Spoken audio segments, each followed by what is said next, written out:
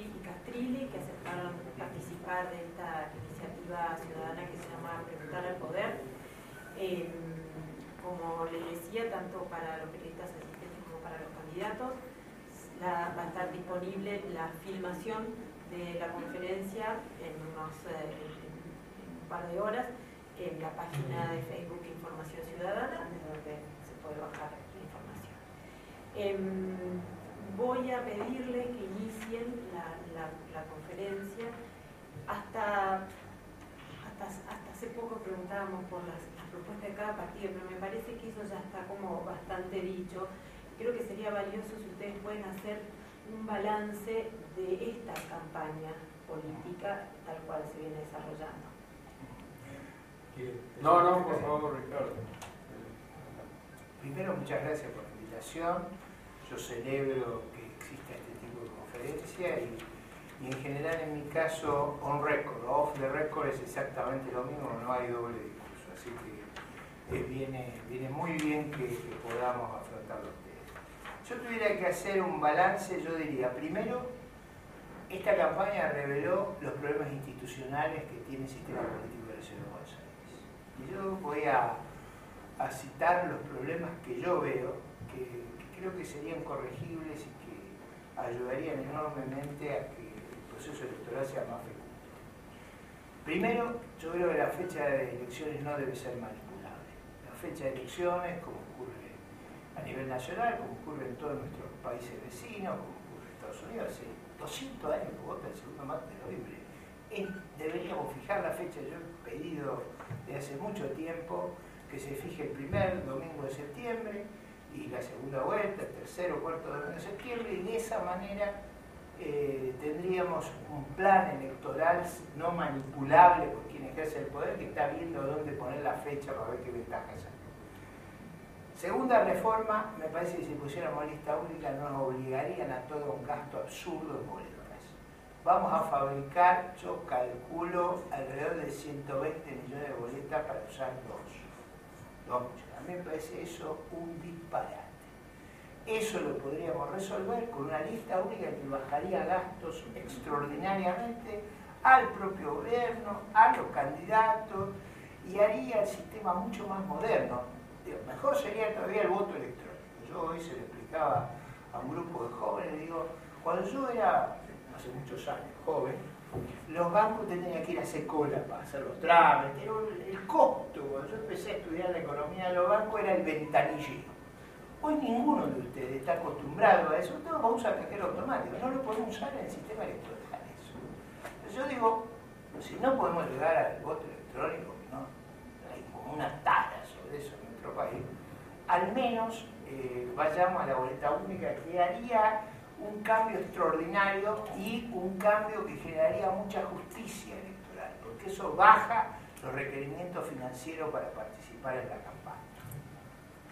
La tercera cuestión que yo haría sería poner en los reglamentos electorales que los candidatos a jefe de gobierno tienen que participar obligatoriamente en 10 debates. Podríamos poner las temáticas, organizado por 10 universidades que hay en la ciudad de Buenos Aires, y en esos 10 debates consideraríamos los temas de la ciudad y no nos veríamos obligados, como ocurría ayer, en 1 minuto 20 a hacer una propuesta sobre todos los temas. 10 debates en 10 universidades sobre 10 temáticas bajaría los costos de la campaña electoral extraordinariamente, porque el núcleo de toda la discusión estaría concentrado en esos debates. Si Hillary y Obama se pudieron tomar el trabajo de tener, no sé si 80, 90 debates, ¿cómo puede ser que la ciudad de Buenos Aires tenga que ser la Universidad de Buenos Aires la única que nos traiga un debate público? No puede ser ese mecanismo. Y me parece a mí que esa reforma, seguro Javier está de acuerdo, son reformas muy sanas, muy democratizadoras, muy transparentes. La última, un poco más opinable, no sé si mencionarla, pero yo he recibido muchas quejas del gran fraccionamiento que hay en el sistema electoral. Eso se puede arreglar con un sistema similar al que existe a nivel nacional.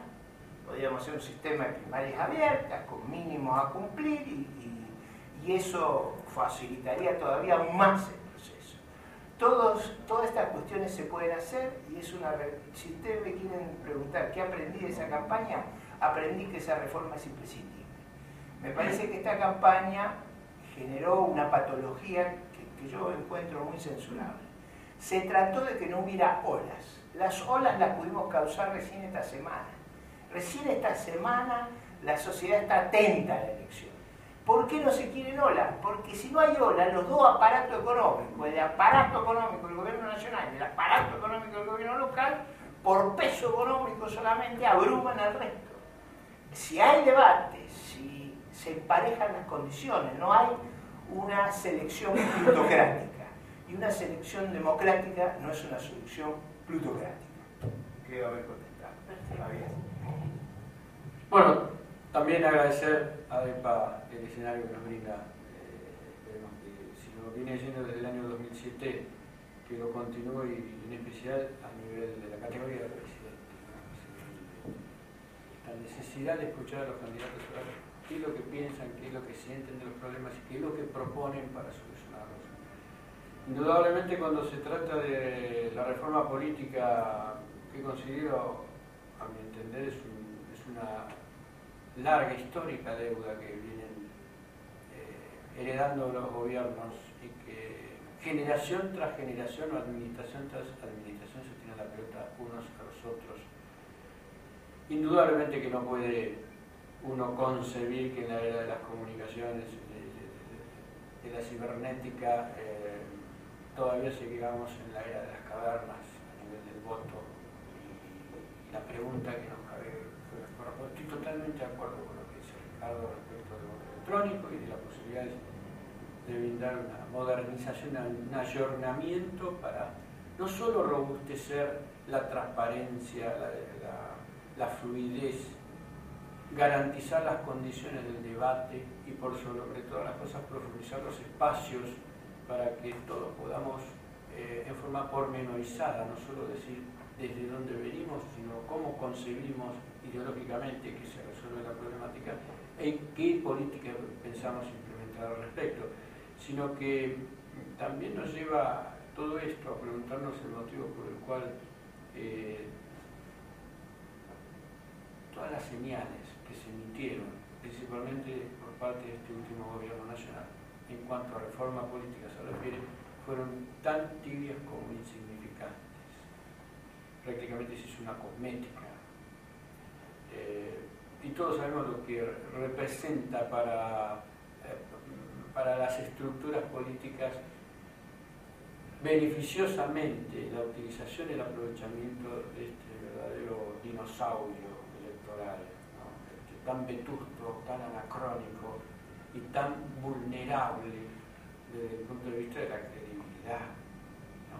Principalmente en donde se definen las elecciones a nivel nacional, que son en los lugares más sensibles, en donde más se puede estimular la relación clientelar, en donde más se pueden implementar medidas demagógicas, en donde más educación se necesita, en donde más necesidades primarias existen, en donde más exclusión hay, por más que se llene la boca hablando de que se lucha contra ello, y en donde más fraude existe.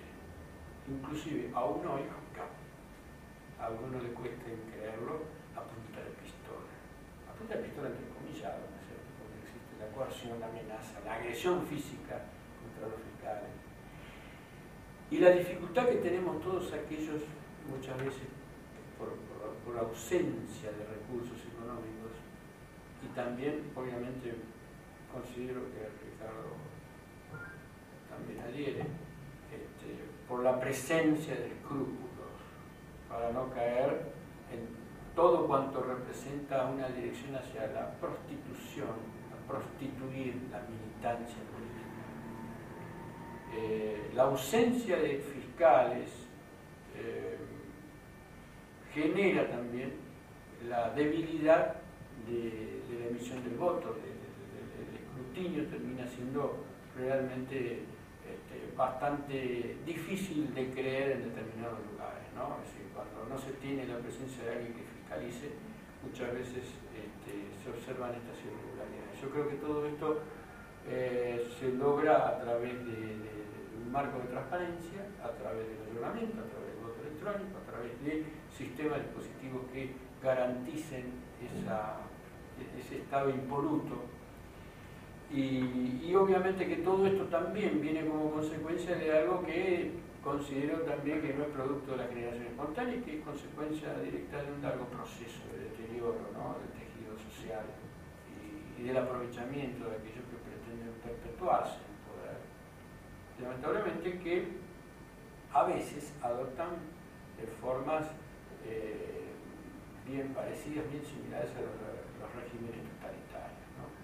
Es decir, creo que las sociedades muchas veces necesitan recomponer, hacer una reingeniería de su sistema inmunológico contra estas pretensiones. Y creo que precisamente en los actos electorales, en el ejercicio de la democracia, en el respeto, en el exigir el respeto por las minorías, aunque no piensen igual que nosotros, ¿sí?, es un garante, es una garantía para ponerle un freno, un dique de contención a todas esas pretensiones totalitarias. Así que estoy totalmente de acuerdo con esa modificación, porque estas pretensiones, por lo general con tintes monárquicos, que viven de espaldas al Parlamento, que le faltan el respeto a las instituciones democráticas, obviamente que se abastecen de los vacíos legales, se abastecen de la falta de nitidez entre los límites entre lo prohibido y lo permitido, y creo que en ese aspecto es necesario precisamente cada vez que emitamos un voto confiar en las personas que habrán de ser los garantes de que esto no siga avanzando y no se termine transformando en algo que después es imposible de detener, como así lo demuestra la historia del universo. Después nos agarramos la cabeza y es demasiado tarde. Entonces adhiero a lo que dice Ricardo, lo que justicia suscribo, y creo que es un momento histórico que estamos viviendo, en donde no solamente acá en la ciudad de Buenos Aires, como bastión que se planta frente al atropello que se está nacionalizando y que observamos a diario, como la billetera hace poner de rodillas a los distintos gobernadores y a los distintos intendentes, y cómo se van sometiendo y agachando la cabeza de ese poder monárquico.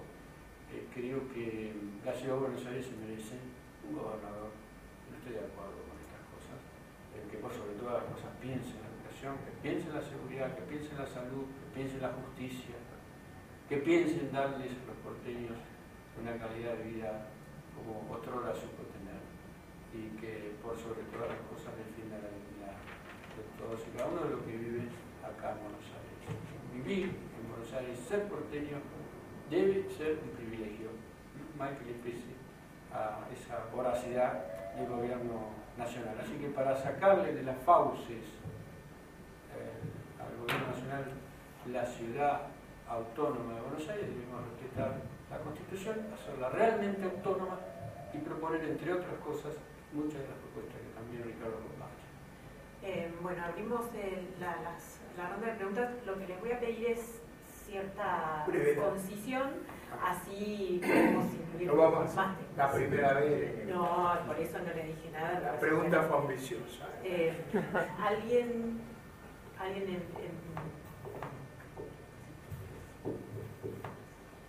¿Qué tal? Buenas tardes. Hola. Sí, igual se escucha? Sí. Buenas tardes. Hola, ahí está. Buenas tardes. Mi pregunta tiene que ver con lo siguiente. Según las encuestas, la inseguridad parece como uno de los principales temas de preocupación de los porteños. Y el macrismo ha planteado por ahí el tema de la metropolitana como su principal eje en materia de seguridad. Yo quería saber en particular ustedes qué piensan de la metropolitana y en general qué harían con el tema de la inseguridad en la ciudad. ¿Quiere empezar usted, Javier? Bueno, sí, cómo no. Bueno, yo creo que vamos a tratar, no sé cuántos minutos. Y la idea es estar terminando 3:15. No, pero digo por pregunta. Apelamos a su criterio de brevedad. Tratar de hacer lo más breve posible. Un camino distinto del que se ha tomado, creo que Macri reflexionaba en eso, colocó el carro delante del caballo, comenzó por la banda de música para crear la Metropolitana, ¿no? Porque no es, realmente creó la banda de música, carro de asalto, patrullero, motor, pero ¿qué le falta a la policía? Digo, si vos realmente querés brindar la seguridad, lo primero, una de las cosas elementales es muy lineal esto, tenés que generar, obviamente, las condiciones para crear grupos especiales que entiendan la problemática de la conflictividad social del momento, que respeten la vida, la salud de las personas, ¿no?, con las que tiene que interactuar la policía, pero que obviamente existan esos grupos especiales que garanticen el marco de seguridad jurídica y respeto irrestricto por la Constitución, no solo por el derecho a peticionar, ¿sí?, sino también por los otros derechos que también están consagrados en la Constitución. Entonces, tengo que tener esos grupos especiales. Para brindarle la seguridad ya a los porteños, hay que decirle al Gobierno Nacional, tal como establece la Constitución, la seguridad es un deber indelegable por parte del Estado. Yo ya necesito el traspaso de la Superintendencia de Seguridad Metropolitana, toda, no solo las 53 comisarías, sino también la totalidad de los cuerpos especiales, obviamente todo lo que representa la Dirección General de Orden Urbano, con todos los cuerpos especiales, ¿sí? Necesitamos continuar con estos chicos y chicas bien presentados, bien educados, bien pulcros, con mucha educación. Eso es necesario tenerlo, pero darle también la posibilidad para que esa Policía Metropolitana realmente cubra todos los espacios y que la Policía Federal se encargue nada más que de materia federal, de los delitos federales, el tráfico de armas, el narcotráfico, todo eso se tiene que encargar la Policía Federal. La Policía Metropolitana, todo lo que representa el delito ordinario. Así que esto es así de sencillo, pero la seguridad entendida en términos sistémicos. Por eso nosotros adherimos a la teoría de las ventanas rotas y decimos tenemos que cambiar el código contravencional y darle a la fuerza de seguridad herramientas para trabajar frente al delito y frente a la contravención, para prevenir, salir a hacer tareas de prevención. Necesitamos cambiar el código contravencional, obviamente con el respeto en un Estado de Derecho por las restricciones individuales de la libertad, obviamente, pero con herramientas.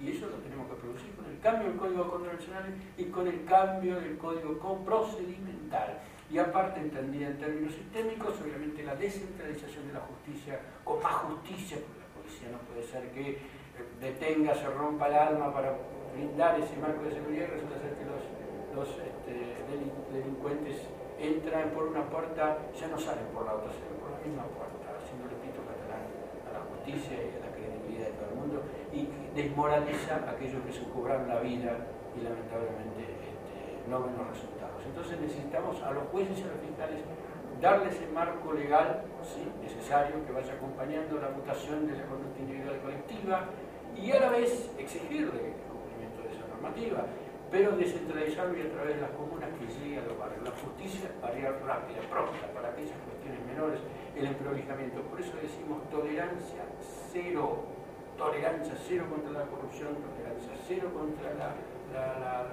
el abuso de la autoridad, tolerancia cero dentro del organismo también del Estado, pero también tolerancia cero en el control de las pequeñas contravenciones, porque desde ese lugar se previene el delito. Está demostrado científicamente que en el emprolijamiento de esas faltas menores, de esas contravenciones, se previene grandemente el delito. Básicamente, yo pienso que la seguridad en la ciudad de Buenos Aires requiere primero una definición política muy clara. Tienen que desaparecer las áreas liberales. Las áreas están fuera de la presencia y del monopolio coactivo del Estado. Es decir, yo creo que la pérdida de ese monopolio es lo peor que puede pasar en materia de seguridad. Yo creo que la ciudad de Buenos Aires no puede pagar dos policías al mismo tiempo. O sea, yo no creo que eso sea inteligente. La ciudad de Buenos Aires hace una enorme cesión de sus recursos. Ustedes saben, porque lo he explicado hasta el hartazgo, no lo voy a volver a explicar ahora. Cada 100 pesos que se recauda en el territorio de la ciudad de Buenos Aires vuelven a la ciudad 3 pesos. ¿Por qué vuelven nada más que 3 pesos? Porque en parte el gobierno federal se hace cargo de justicia, de seguridad, Bueno, si usted, además de pagársela al gobierno federal, la va a hacer usted propia, tenemos un problema. Yo creo, y yo estoy de acuerdo, que se desarrolle la Policía Metropolitana primero con una actitud complementaria de la Policía Federal y después preparándola para recibir la transferencia de la policía. Porque eso, lo que nosotros requerimos es que la ciudad tenga una fuerza de seguridad completa, no una fuerza de vidriera, una fuerza completa. Y la forma de hacerlo es que no devuelvan lo que ya pagamos. Lo pagamos porque cada 100 pesos que recaudamos nos devuelven 3, la diferencia es que no devuelven el servicio y si no devuelven el servicio nos tienen que dar rotos. Y no podemos volver a pagar lo que ya pagamos. Yo creo que las decisiones que se han tomado en las últimas semanas son todas de naturaleza electoralista. El sur de la ciudad fue descubierto por el gobierno nacional y fue descubierto por el gobierno local. Los dos mandaron, uno que intervenía en prefectura y el otro en la metropolitana al sur de la ciudad. Ambas decisiones tienen un tufillo electoralista que a mí me resulta repudiable. ¿Y por qué me resulta repudiable? Porque se pueden manipular las instituciones para este propósito. Fíjese usted, además, operativamente el problema que tenemos.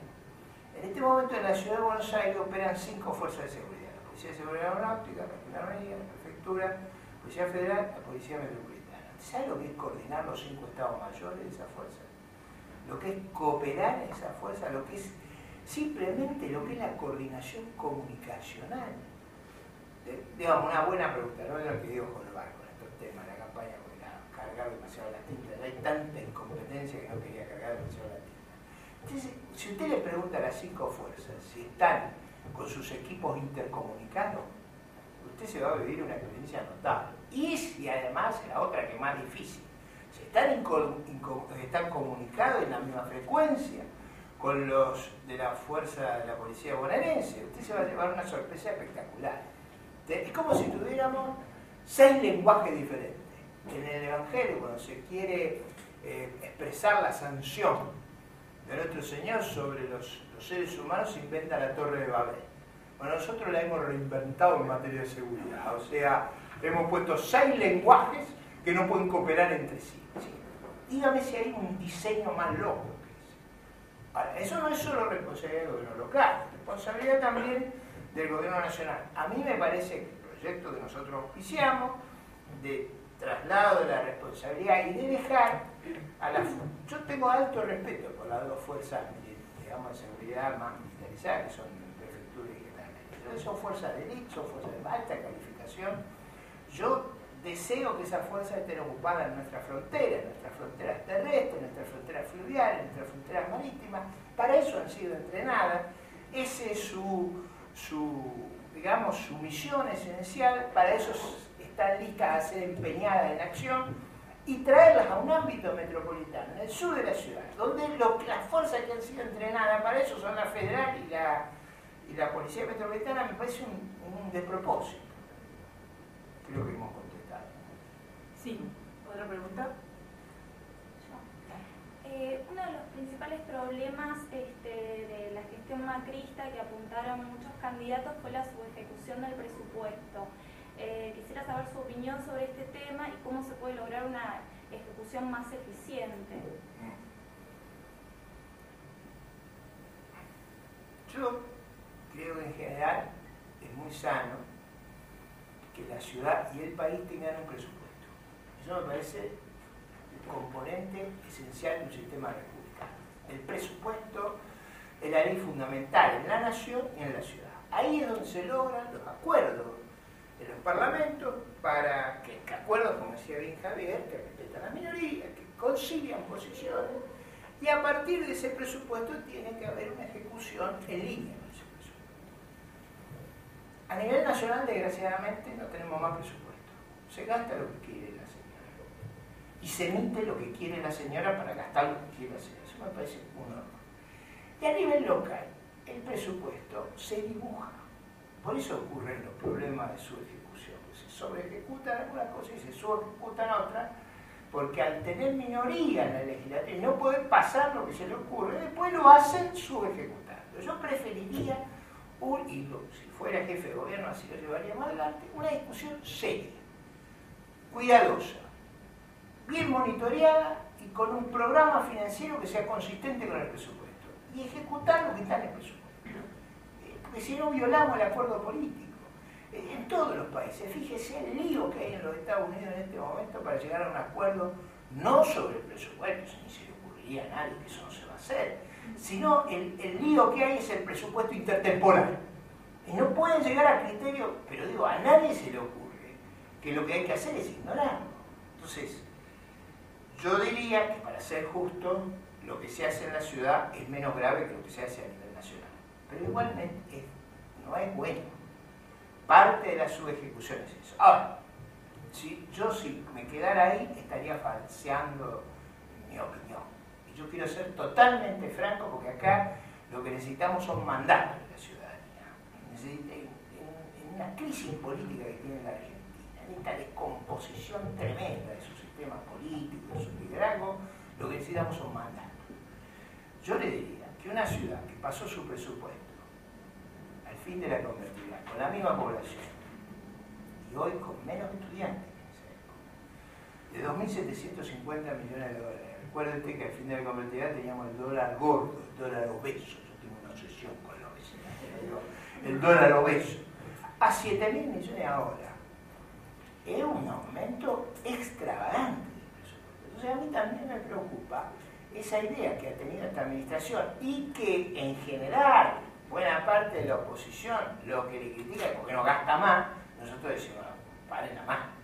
Acá lo que hay que terminar es con esas subas impositivas estremecedoras que ha metido Macri, que todo el mundo, cuando usted lee los programas, yo me he puesto a mirar los programas con mucho cuidado, lo que costaría llevar adelante los programas de algunos candidatos, usted hace los números, no alcanzan 2 presupuestos por año. Entonces yo digo, no, cuidado, porque nosotros tenemos que hacer las cosas con sensatez. La Ciudad de Buenos Aires no tiene margen para subir más los impuestos. Ha tenido una suba del gasto espectacular. Piense usted que este jefe de gobierno fue elegido, y yo en esa época, para que nadie me lo pregunte, era aliado, fui el que escribió los argumentos de que no íbamos a subir los impuestos. Nunca se subieron los impuestos, porque la Ciudad de Buenos Aires no es que recibe plata del resto del país. No es que el gobierno federal da. Acá los masacramos a los porteños impuestos. Eso a mí me parece que ha conspirado contra la cultura que queríamos defender. ¿Cuál es la cultura que queremos defender? La de que haya muchas pymes, que haya mucha gente creando empresas, creando trabajo, que la cultura que prevalezca sea ganar el pan con el sudor de la frente, que dejemos atrás las dádivas. Ahora, para eso, si nos matamos impuestos, no va a funcionar. Entonces yo quiero también marcar ese punto. El resto, en general, todo el mundo habla de su ejecución. Yo digo, cuidado, ¿qué estarán pensando?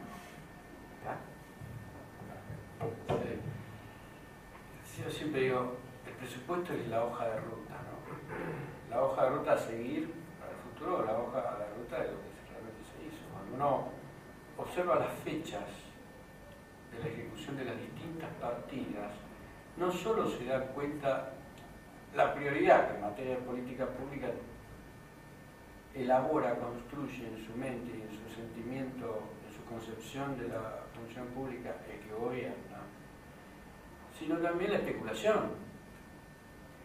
Cuando en el ejercicio de la función observamos, a través de la lectura conveniente de un presupuesto, que en los primeros trimestres no se ejecuta absolutamente ninguna partida, uno solamente lo puede comprender cuando recién se toma el mandato.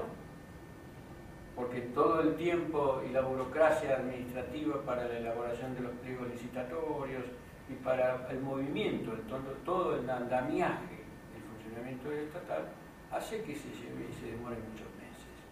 Pero después es inadmisible, porque después se forma la rueda, se forma la cadena, y uno ya proyecta con antelación a sabiendas de los tiempos de la administración y de la burocracia estatal. Entonces, cuando uno analiza la hoja de ruta, por ejemplo, para citarlo porque uno quiera, del gobierno de la Ciudad de Buenos Aires, del ejercicio anterior, y observa que tenemos un estado superavitario. ¿Sí? Entonces, se da cuenta de que el 80% de la ejecución de ese presupuesto se ejecutó, se llevó a cabo en el último trimestre del ejercicio. ¿Sí? Se da cuenta, lo que decía Ricardo, que es algo totalmente dibujado, porque los muchachos pareciera que se acordaron de trabajar en el último trimestre, porque si no era un escándalo la cantidad de partidas subejecutadas que iban a tener, porque todos sabemos que en octubre uno tiene que presentar en el Parlamento el presupuesto del ejercicio que viene, entonces tiene que proponerse metas a alcanzar y establecer más o menos cuánto puede llegar a costar en el presupuesto esas metas. Entonces, vemos que esa subejecución de partidas en lugares tan sensibles como por ejemplo la construcción de viviendas sociales, si lo pegamos a los trágicos episodios de la toma del Parque Indoamericano, en donde se pone de manifiesto al desnudo la más patética expresión de la inoperancia, de la indiferencia frente a esa problemática social, nos damos cuenta de la frialdad y de la distancia que existe entre la concepción de cómo se debe gobernar por el gobierno de turno y de la problemática habitacional que existe en la ciudad. Entonces también tiene su correlato con el tema de la seguridad, ¿cierto?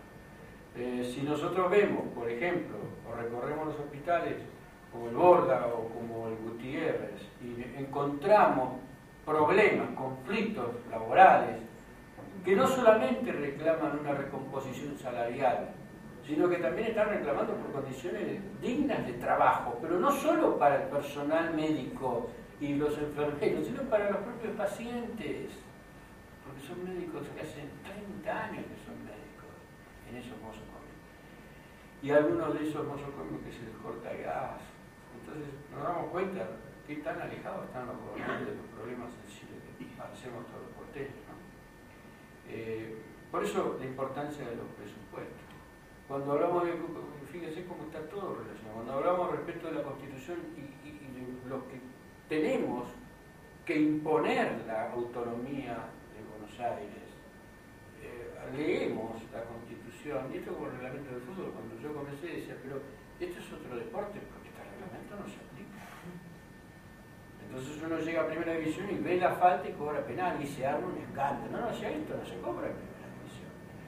Bueno, entonces uno dice, nosotros venimos a la función pública para practicar ese reglamento. La Constitución Nacional y la Constitución de la ciudad se va a aplicar y Buenos Aires va a ser autónoma.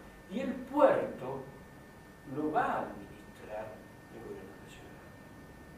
¿Sí? Entonces, no me vengan con que van a aumentar los impuestos a todos los porteños cuando tenemos este tipo de organismos que evidentemente el gobierno nacional habrá de estar lejos de entregarle la administración del puerto a la ciudad de Buenos Aires. Hay que salir a buscárselo y como es materia federal, porque es un conflicto federal, un conflicto de competencias interjurisdiccionales, deberá entender la Corte Suprema de Justicia de la Nación. Para eso están. Para eso también a ellos les pagamos de nuestros bolsillos les pagamos los sueldos. Así que si el gobierno nacional no hace caso a las exigencias del gobernante, que para eso debe contar con la firmeza, la convicción, la voluntad y la actitud de salir a buscar ese respeto por la autonomía.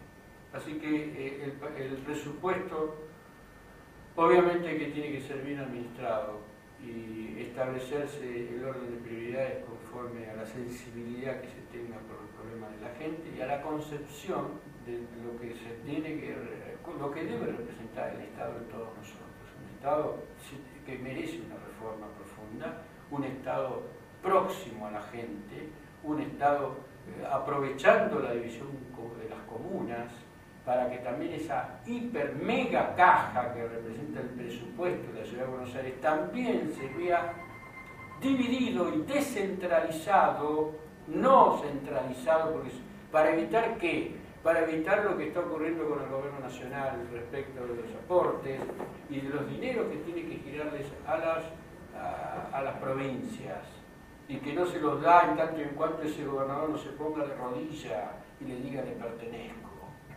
Entonces, ese dinero, para evitar eso, tenemos que construir el aparato legal que lo impida, regularlo, tiene que estar por porcentuales escrito, comuna por comuna, en una ley de coparticipación comunal, para evitar que tengamos otro monarca o un virrey en la ciudad de Buenos Aires, que concentre esa caja y se la lleve como sobremonte. Tenemos que evitar eso. El porteño no lo va a permitir. Entonces, es mucho el trabajo que nos espera.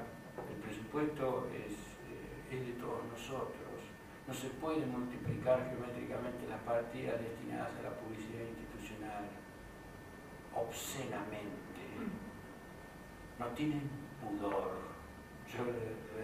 Nos reíamos, yo decía, se abre la tapa de Inodoro y aparece la fiesta de cumpleaños con un globo de colores. Y con cuadritos también de colores. Bienvenido ese. Va a estar bueno Buenos Aires. No sé cuándo va a estar bueno. Porque a lo mejor cuando se vaya. Tenías otra pregunta. Siguiendo un poco lo que marcaba el doctor Castrilli No soy doctor, por favor. A ver si después me pone en cuenta llamar. En cuanto a la crisis de la toma del Parque Interamericano, me gustaría saber cuáles serían los ejes de la política de vivienda. Sí, por supuesto. Mire, yo casualmente vengo de visitar por tercera vez el barrio Los Perales y toda la zona se oculta. También hicimos partido de fútbol. Uno camina a esos lugares y dice, Dios por aquí no pasó. Digo, cuando los gobernantes viven en París o en Punta del Este y vienen a inaugurar las playas de Buenos Aires vestiéndose de Piluso, de Capitán Piluso, uno se da cuenta de la distancia que existe entre lo que se creen los porteños y lo que creen ellos. Entonces, porque después que nosotros queremos la seguridad, ¿no? Entendida en términos sistémicos, eso es violencia también. Violencia del Estado, de indiferencia. El no atender esos problemas nos trae las consecuencias que lo padecemos todos los porteños. Obviamente, si yo voy con el auto a las 3 de la mañana y veo un chico de 10, 12 años haciendo malabares en un semáforo cuando tendría que estar durmiendo porque tiene que ir a la escuela, eso es violencia. Cuando en un centro de salud, las recomendaciones de los centros de salud a los comedores en toda la ciudad, en todas las villas, los comedores que funcionan tienen órdenes del centro de salud por las desnutriciones crónicas. Los chicos pierden la posibilidad de desarrollarse intelectualmente a partir del segundo año de vida. ¿Qué posibilidad tiene ese hombre futuro de insertarse en el mercado laboral? ¿Cómo van a reconstituir la cultura del trabajo en estas condiciones letales en el tema de la salud? Esos chicos son los delincuentes de mañana mismo. ¿Por culpa de quién?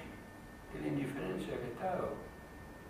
De esa manera nos quieren dar la seguridad. Por favor. Entonces ya tenemos que trabajar ahí. Esos son los lugares donde tiene que estar el Estado. Uno recorre la ciudad oculta y ve todo enjaulado, todo enrejado. La violencia intravilla. Rehenes del narcotráfico. Rehenes de la ausencia del Estado y de un Estado cobarde. Entonces ya necesitamos gente firme, con vocación de servir, para meterse ahí y decir qué es lo que necesitan y poner un límite. Hasta aquí se llegó, no va a haber más ocupaciones, pero todo esto se va a transformar. Mire, yo en la década del 90 visité ocasionalmente la ciudad de Guayaquil con la nariz tapada del olor hediondo de la materia fecal. Guayaquil, principio de la década del 90. Iba a trotar por el malecón y me decían no se aproxime por el cerro porque le van a robar hasta el apellido.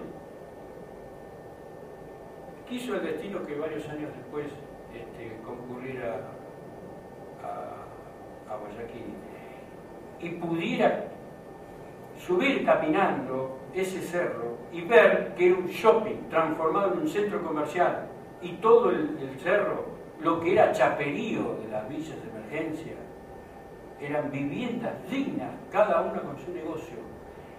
Y no había un solo papel en la escalera. Y los habitantes de esa villa son los mismos de la década del 90. La administración de Nebot lo hizo posible. La transformación edilicia urbana y de la cultura, de la educación, lo hizo posible el Estado. No vamos a poder transformar eso. Nosotros pasamos por la autopista Ilia y un día vamos a tener que levantar la cuerda con la ropa y pasar y agachar la cabeza para pasar del otro lado. Cada vez son más altas las edificaciones, se van a venir abajo, o vos no te crees que no se van a venir abajo. Cuando haya un derrumbe y muera una sola persona, ¿cuántos juicios y procesos por incumplimiento de deberes de funcionarios públicos se deben comer los que están a cargo de eso y no se hacen cargo? ¿Cuántos?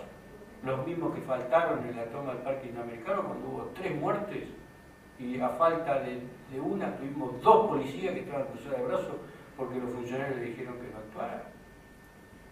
Yo voy a sacar tarjeta roja. Sí, no, le voy a sacar para que tengamos tiempo para una o dos preguntas más. Sí, yo voy a ser muy breve.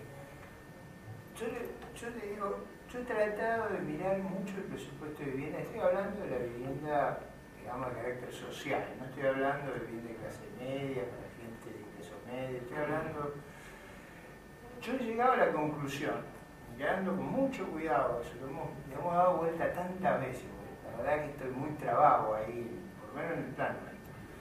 Porque si tenemos que cumplir la acordada de la Corte Suprema sobre el Riachuelo, tenemos que desplazar las 30.000 viviendas precarias de la vera del Riachuelo, yo debo confesarle que ese proyecto a mí me come toda la política de vivienda social. O sea, el desplazamiento de toda la vivienda social a otra localización, yo no sé cómo han hecho otra, yo no encuentro espacio, aún con una inversión importante. O sea, a mí me parece uno de los desafíos, si usted quiere saber, uno de los que me quita el sueño es ese. O sea, desplazar las 30.000 viviendas a otra localización, porque eso es un desafío inmenso. Yo he hablado mucho con los sacerdotes en esa área, bueno, ellos obviamente expresaban la dificultad y la resistencia que va a haber. Yo también decía, mira, hay un fallo de la Corte, una situación de contaminación inmanejable. Bueno, hay una situación, eso a mí, le voy a confesar, me lleva yo diría casi el 95% del proyecto del plan presupuestario nuestro para los 4 años en materia de vivienda social. Lo que vamos a dejar de margen es todo lo que es área de urbanización en otras villas, que básicamente abrir las calles, hacer los centros cívicos, poner los destacamentos de seguridad. Pero digo, el núcleo de nuestro programa es el cumplimiento del fallo de la Corte. Voy a ser breve acá para que podamos hacer la pregunta. Yo la verdad que si usted estudia el fallo y ve lo que le obligan a la ciudad, yo creo que cuando usted se plantea otro programa es que no vio el fallo. O sea, la dimensión de ese desafío es extraordinaria para la ciudad, en mi opinión. Puede ser que nuestros equipos han estado choqueados por ese tema. Yo le confieso que a mí uno de los temas es la seguridad, digamos, en la ciudad de Buenos Aires, que a mí me abruma la normalización del Riachuelo. Yo parto de la base que tenemos que respetar el fallo. Ese me parece un desafío colosal para la ciudad. Colosal cumplir. ¿Queda alguna pregunta? Si no tengo una oración. Sí. Pueden ser 2 cortitas. Sí, adelante. Una, sé que la modalidad es... una sería si ven alguna gestión positiva en algún área determinada del gobierno de Macri, y la otra sería ¿dónde ven ustedes o perciben ustedes la desconexión entre esa necesidad de transparencia que hay para gobernar y los reclamos de los porteños que van por otro canal porque lo prioritario es la inseguridad o el tránsito, pero no la transparencia? Nadie está mirando el presupuesto como ustedes, ni está tan preocupado por mecanismos institucionales que den un mejoramiento democrático. ¿Puedo dejar yo quiero ser franco con eso. O sea, yo no creo que nuestra ciudadanía sea de segundo nivel y se conforme con migajas. O sea, yo creo que nuestra ciudadanía aspira a lo más. Ahora, está agobiada con una situación de, yo diría, de desborde autoritario, de incumplimiento de la Constitución, y no ve fácil cómo recomponer eso. Yo creo que es una cuestión prioritaria. Recomponer el control y balance es el corazón de la Constitución. O sea, el corazón del pacto constitucional es el gobierno limitado, no se puede hacer cualquier cosa. Y el corazón de la transparencia es una cosa vital para poder cobrar impuestos. Si no, usted tiene lo que nos pasa en la sociedad argentina, una renuencia a pagar, una resistencia, un repudio al gobierno tremendo. O sea, es como si todos fueran huéspedes, no ciudadanos. O sea, es una situación delicada, a mi criterio.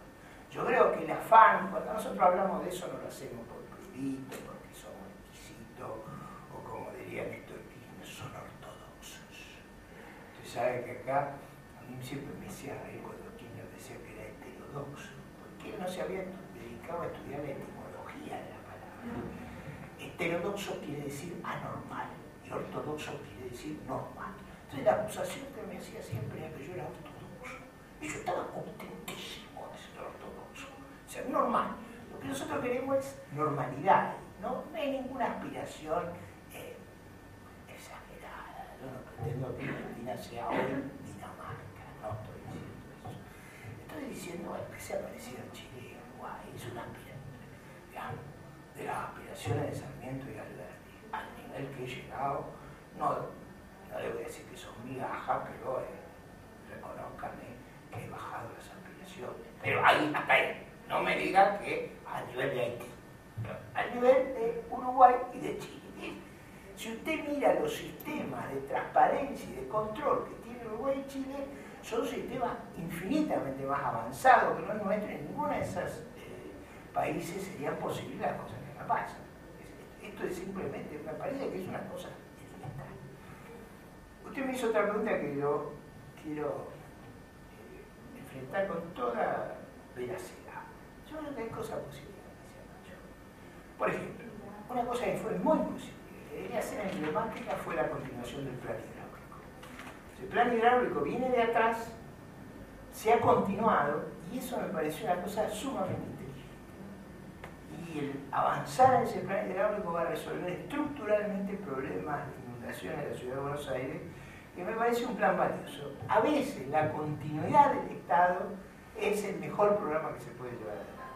Segundo, me pareció muy valiosa la lucha que hubo contra el alcoholismo, es decir, el alcoholismo y la accidentalidad. Yo desearía que se hubiera continuado con la misma energía con que se lanzó.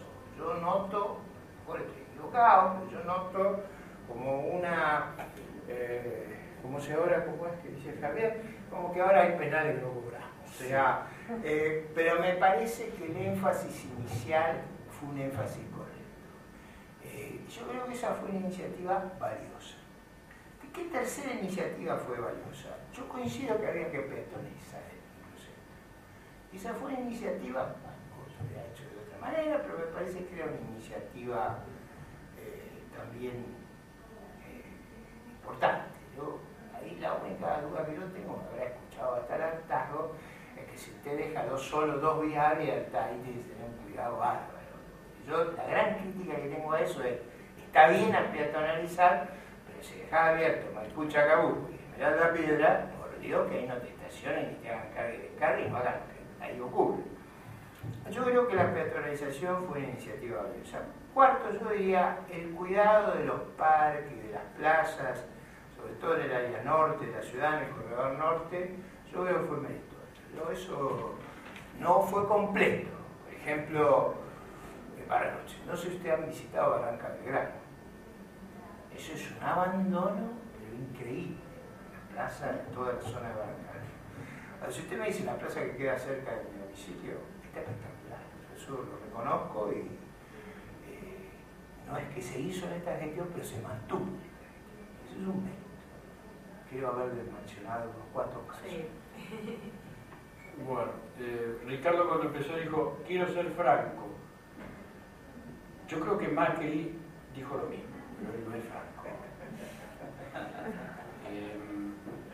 Lamentablemente, y me tengo que incluir, ¿no? Es decir, fuimos muchos los que depositamos en un voto de confianza. Y yo creo que la gestión de Mauricio Macri, si en algo se ha caracterizado fue, primero por la duda. Él concluye también su mandato con dudas, es decir, dudas respecto de la fecha de la elección, dudas respecto de su propia lanzamiento, candidatura, ¿no? Dudas. Comenzó la gestión con dudas, cuando quiso evitar o desestimular la concurrencia del tránsito vehicular, ¿no? En los peajes, liberándolo o haciendo más barato cuando venían con 4 personas que con 2 o con 1, y después se echó marcha atrás, dijo que iba a dar de baja más de 7.000 contratos en los empleados municipales, y no solamente no lo dio, sino que aparte aumentó en 8.000 o 9.000 cargos más, es decir, marchas y contramarchas. Creo que eso fue algo que lo ha caracterizado, lamentablemente. Es decir, querer muchas veces, todas sus ideas se quedaron en una expresión de deseo, que después la administración, la burocracia, después el estar encima de los problemas que requiere un funcionario, más un jefe de gobierno. Es una ciudad, lamentablemente para aquellos que cuesta mucho trabajo levantarse temprano y acostarse tarde, y caminar la calle, en donde hay que estar encima, ¿sí? Hay que ir a las 2, 3 de la mañana a la guardia del hospital, hay que estar a las 4 de la mañana para ver si realmente se cumplen las pautas de seguridad en el microcentro de Tierra del Nadie, por ejemplo. Cuando uno se aleja del gobierno y pretende gobernar a control remoto, obviamente que vienen estas consecuencias. Entonces, creo que dentro de ese conjunto, en todas las áreas, de muy buenas voluntades, algunas de ellas, algo se hizo, ¿no? En todas las áreas, algo se pudo hacer. Pero lo lleva por delante la inoperancia y la resistencia de todo el andamiaje de la burocracia administrativa de la función pública. Aumentado, potenciado por esta expresión del sometimiento frente al poder del gobierno nacional. Es decir, su gestión también se vio caracterizada, principalmente de la mitad de su mandato hasta esta parte, en esa queja constante de que el gobierno nacional no le permite gobernar. A punto tal que en algún momento él mismo llegó a decir: yo si me postulo nuevamente como candidato a jefe de gobierno, voy a terminar 4 años, y eso está en los registros, voy a terminar 4 años cambiando lamparitas. Dijo él. Entonces digo, esta señal para todos aquellos que depositamos esa confianza, nos quedamos atónitos mirando la debilidad de una persona que está automanifestándose impotente frente al avasallamiento imperial. Entonces digo, tenemos que valorar, más allá de todo lo que ha relatado Ricardo, también algunos destellos en el plano de la cultura, ¿no? Algunas que otras cosas, entre otras, por ejemplo, la refacción del Teatro Colón, que siempre lamentablemente sufre esa opacidad por no prestarle debida atención al tema del reconocimiento a todos los empleados y a los músicos, y también por no prestar también atención a los que realmente saben respecto a algunas cuestiones técnicas en esas refacciones. Pero la intención estuvo. Hay que sacarse el sombrero en el ámbito de la estrategia comunicacional. Si en algo tiene que hacer el gobierno, y eso no 10, 11 puntos para el gobierno de Macri, fue vender humo de calmando humo.